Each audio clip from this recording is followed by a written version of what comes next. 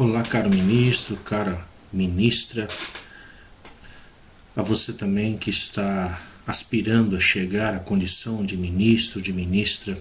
Aqui é o diácono Luciano que vos fala. Novamente estamos aqui reunidos para continuarmos a nossa formação para o ministério, para aquele que almeja ser ministro da Sagrada Comunhão, ministro extraordinário da Sagrada Comunhão. Mesmo aqueles que já são ministros estão escutando, participando desses nossos encontros. Gostaria de falar com vocês um pouquinho hoje sobre o que o ministro, o que a ministra não deve ser, como não deve ser. Ou seja, nós falamos anteriormente aquilo que precisa ser, vamos falar um pouquinho hoje sobre aquilo que não deveríamos ser. E uma das principais coisas a serem colocadas é que o ministro, a ministra, jamais deve ser centralizador ou centralizadora. Por quê? Porque quando isso acontece, prejudica a vida da comunidade. Um ministro que faz tudo sozinho, ele é ministro, é leitor, é puxador de canto, não valoriza os outros, nem os que sabem ou que fazem outras coisas. Não sabe trabalhar em equipe e não envolve as pessoas na organização da comunidade. Portanto, ministro, não assuma tudo como se só você soubesse fazer as coisas. Ao seu redor há muita gente capaz e disposta a se colocar a serviço da comunidade. Abra a possibilidade para novas pessoas, permitindo que a comunidade cresça e seja toda ela ministerial. É isso que se espera dos nossos padres, é isso que se espera dos nossos diáconos e bispos, é isso que se espera também de toda a nossa comunidade, de todos os ministros. Um outro ponto, às vezes a gente encontra aquela pessoa ou alguém que já é ministro e queremos um conselho. E a gente se aproxima da pessoa, dá a impressão que ela nos coloca mais para baixo ainda, de tão pessimista que ela é. Então, um conselho aí é jamais ser pessimista. O pessimista reclama de tudo, não vê saída nem solução para os problemas. Além de desanimado, ele desanima os outros. Então vamos lembrar sempre, ter sempre na nossa cabeça que aquele que quer fazer realmente algo acontecer, ele encontra soluções. Aquele que não quer, ele encontra desculpas e aí se apoia no pessimismo. Então jamais seja pessimista. Outra coisa é não ser mandão. Jamais seja mandão. O mandão sente-se como se fosse dono da comunidade. Nas reuniões ele fala o tempo todo. Só ele sabe e só ele tem a razão. Ele improvisa as coisas e só vê defeito no que os outros preparam. Por melhor que sejam, por melhor que estejam preparando, ele sempre vai achar que, como a ideia não foi dele, nada está bom. Então não ser mandão. Também não ser grosseiro. A nossa igreja perde muitas pessoas devido à falta de sensibilidade e educação na igreja. O grosseiro agride as pessoas, julga essas pessoas negativamente e muitas vezes a ignora. E ser ignorado é uma das piores coisas que podem acontecer por uma pessoa. O ministro, portanto, não deve ser grosseiro, não ser teimoso. Ser teimoso é não dar o braço a torcer, é ser de coração duro. Quando implica com alguma coisa, não abre mão, mesmo sabendo que está errado.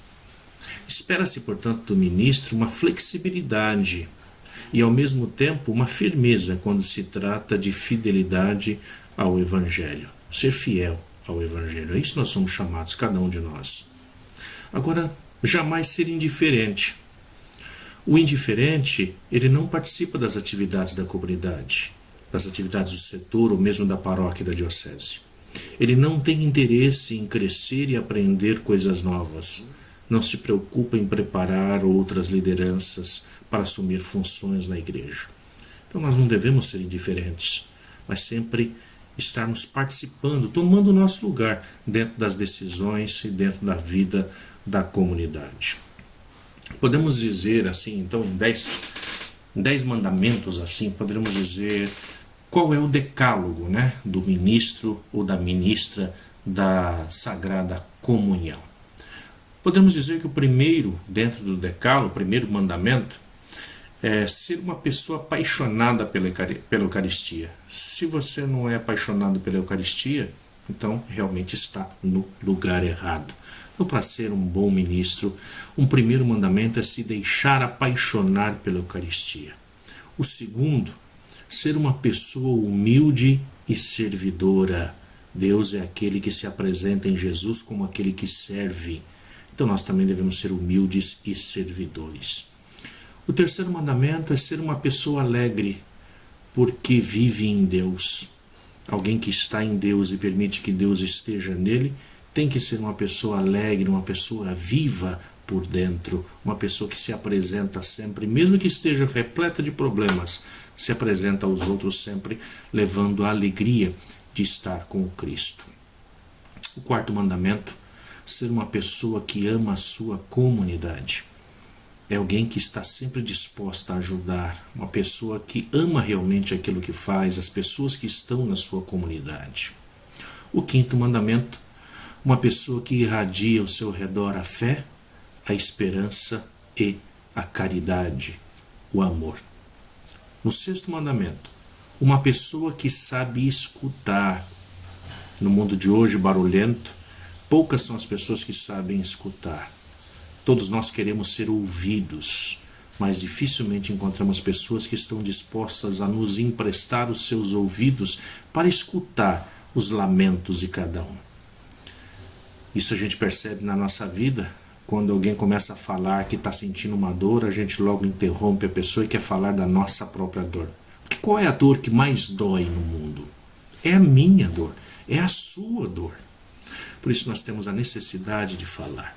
Mas um bom ministro é também aquele que, portanto, deixa as suas dores de lado para escutar as dores do outro. Então esse é o sexto mandamento aí do ministro, da ministra, saber escutar.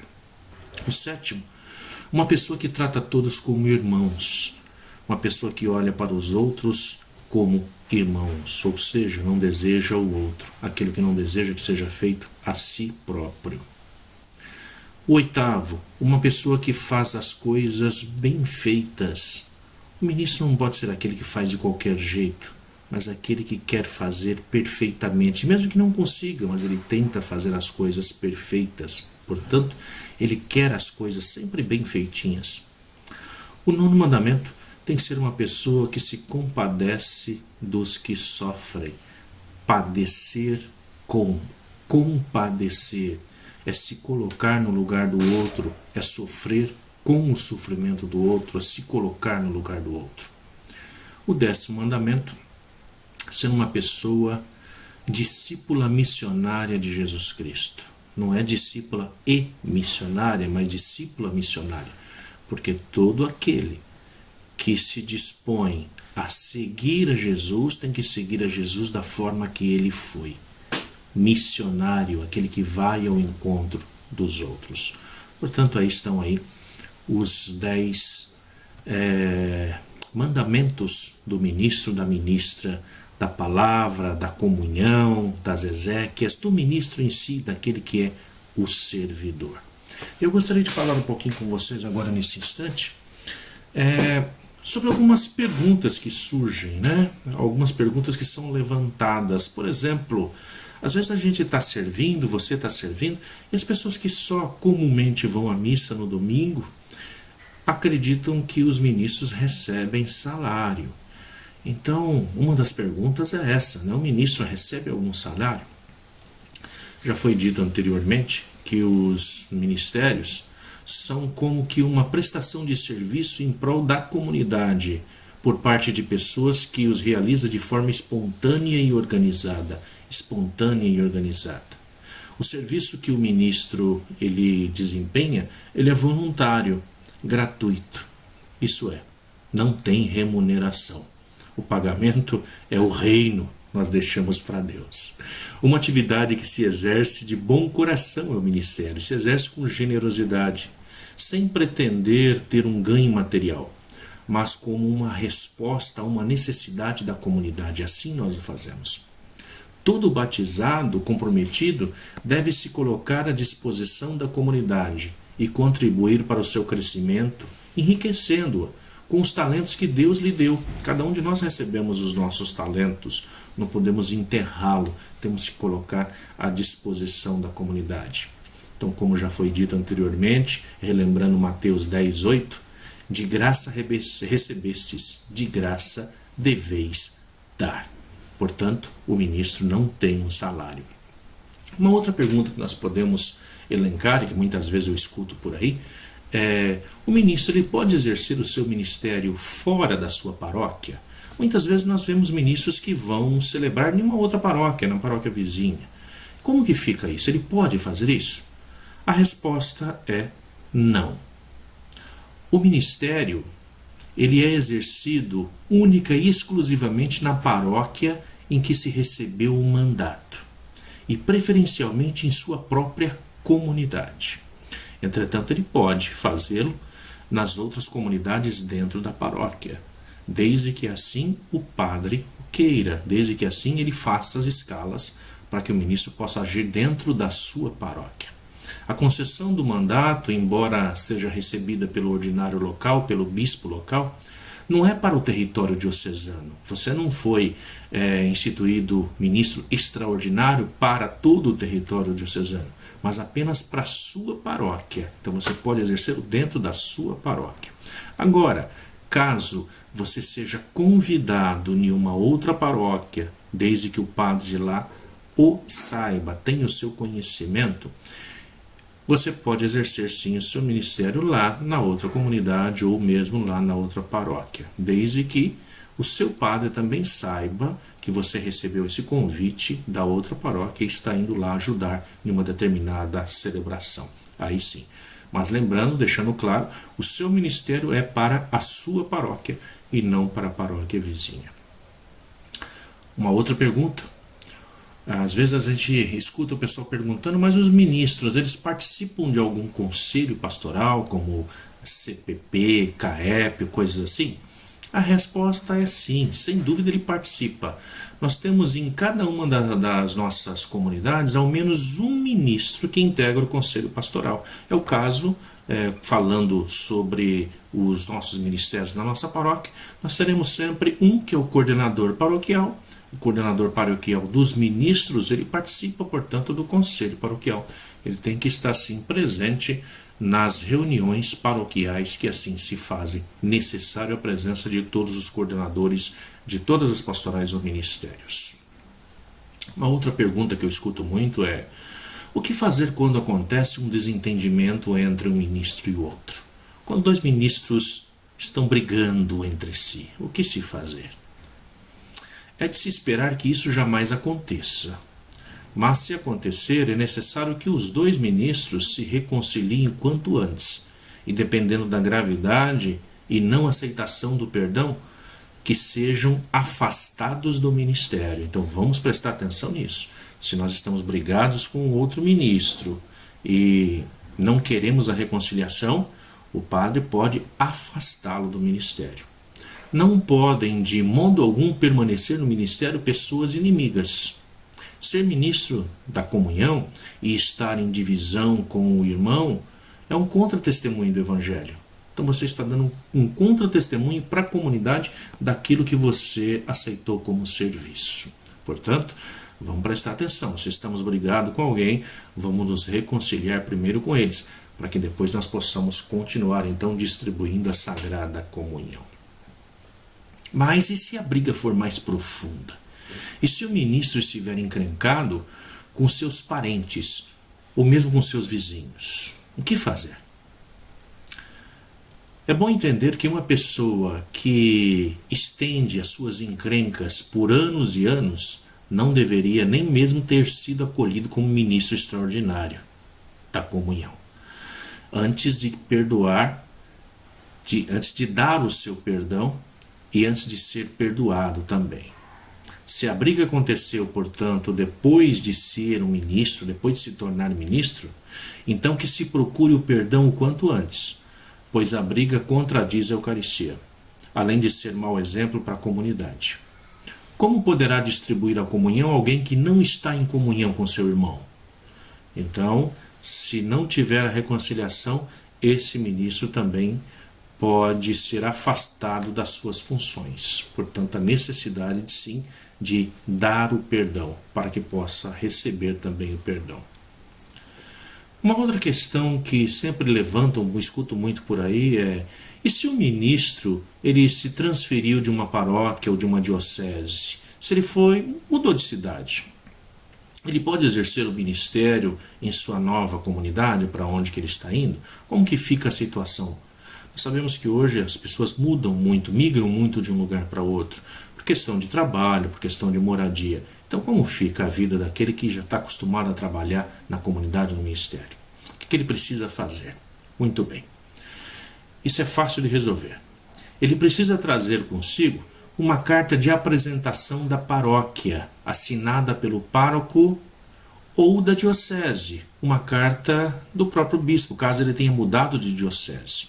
Depois disso, ele vai entrar em contato com o pároco do lugar para onde ele está indo, para obter dele uma autorização de exercer o ministério na nova comunidade.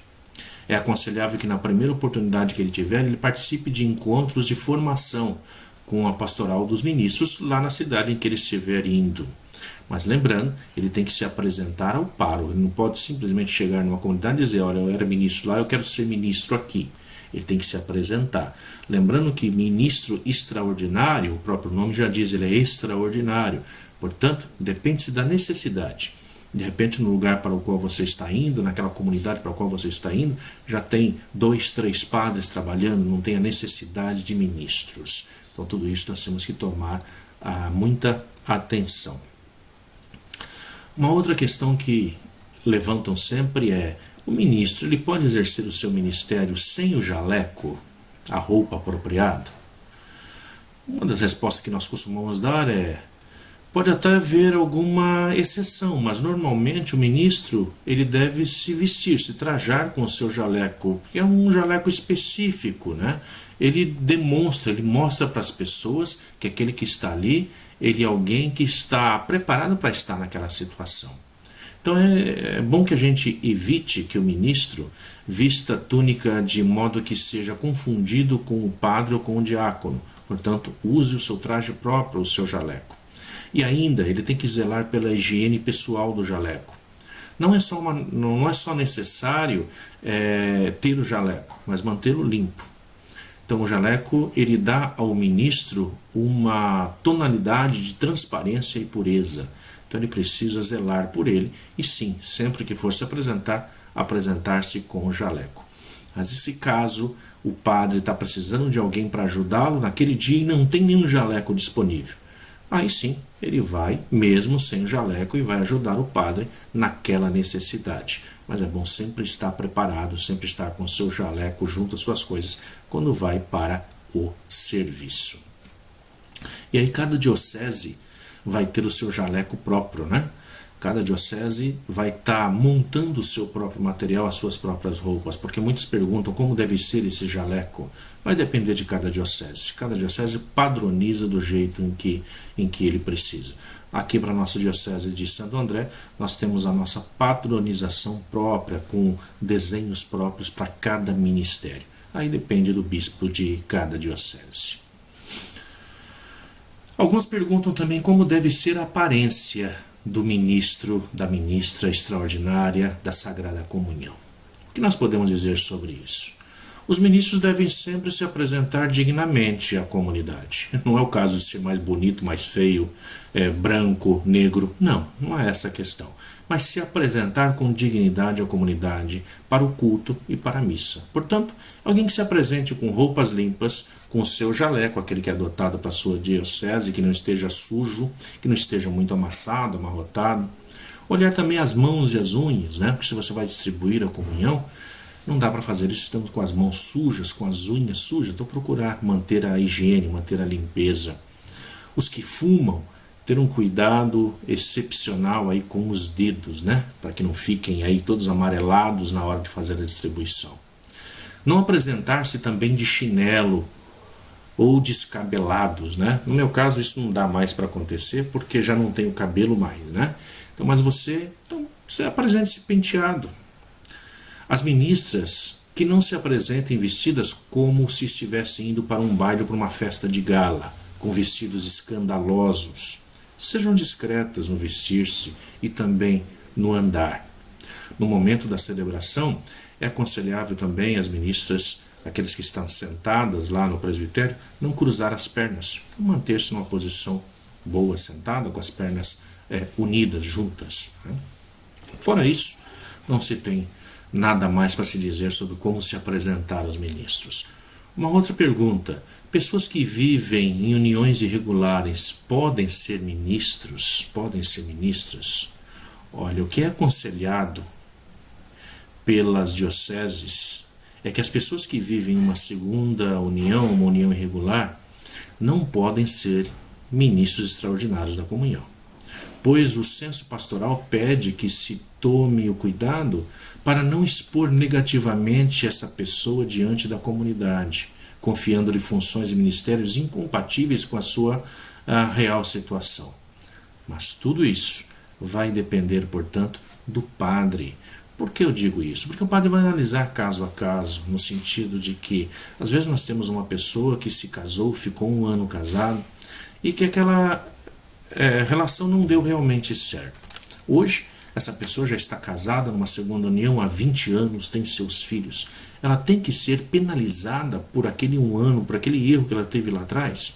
Olha, para isso que nós recomendamos regularize a sua situação. Existe a possibilidade de, ao procurar as dioceses, ao procurar o tribunal eclesiástico, para poder se ver se há condições de regularização. Uma vez regularizada a situação, é claro, essa pessoa também terá toda a oportunidade de participar do ministério. Uma outra pergunta que nos fazem sempre é: o esposo e a esposa podem ser ministros ao mesmo tempo? Será que é possível?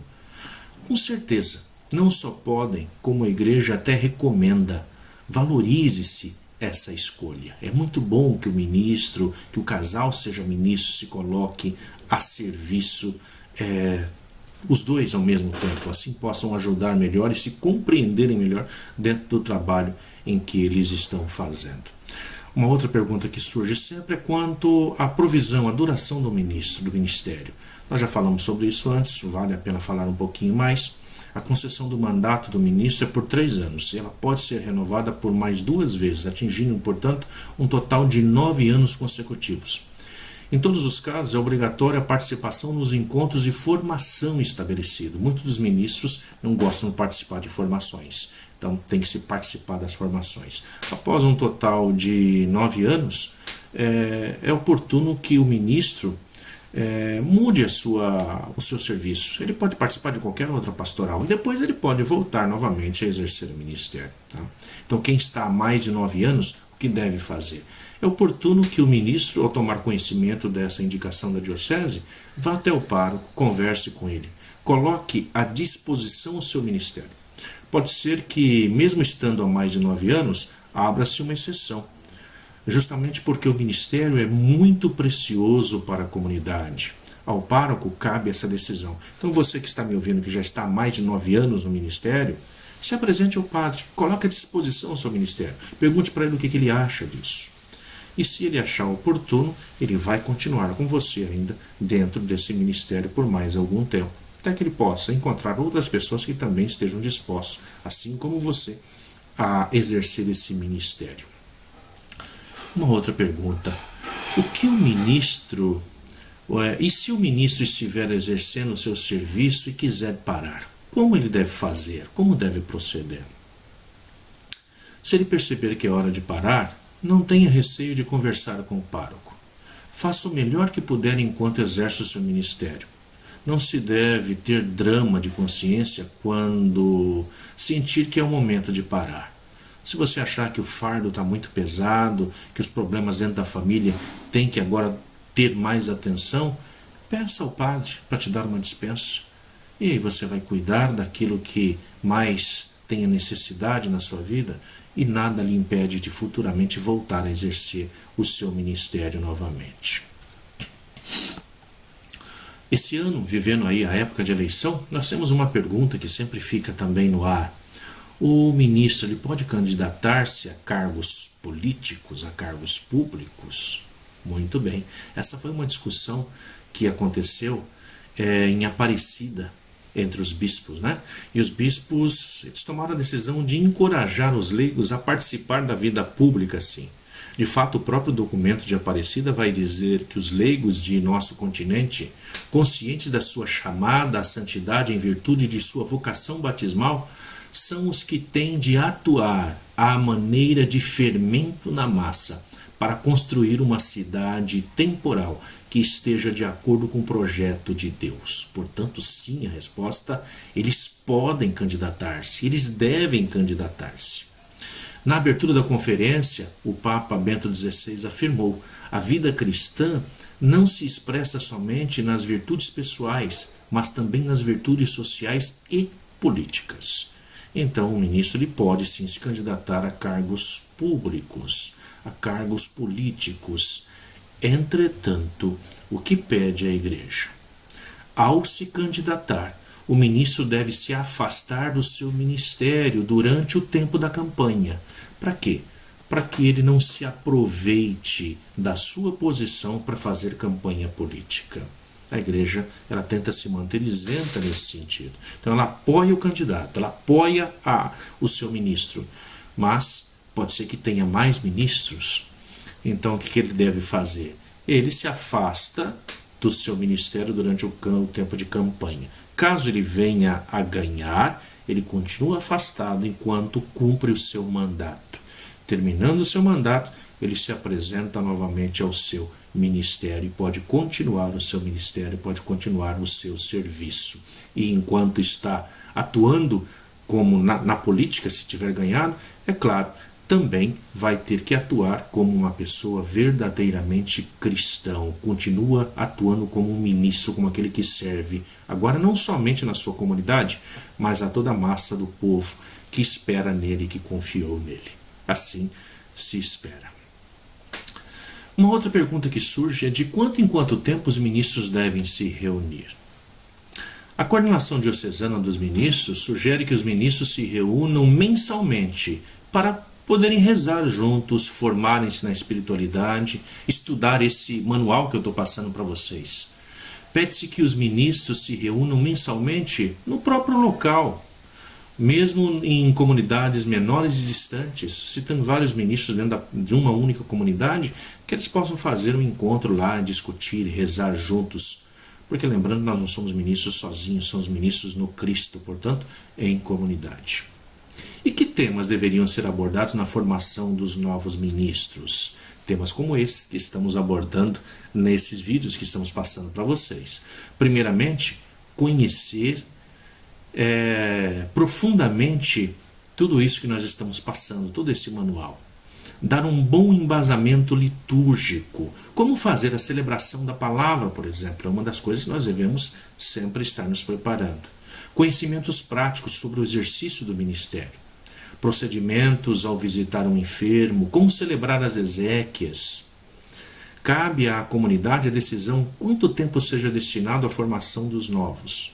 No entanto, a coordenação diocesana sugere que sejam feitos ao menos 3 encontros de um dia.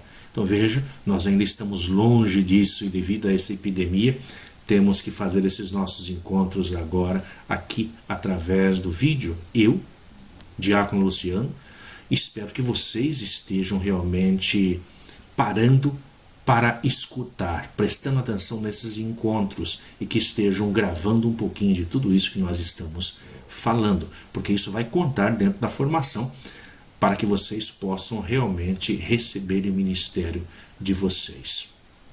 Sobre a reciclagem, como deve ser feita uma reciclagem para os ministros que já estão há mais tempo?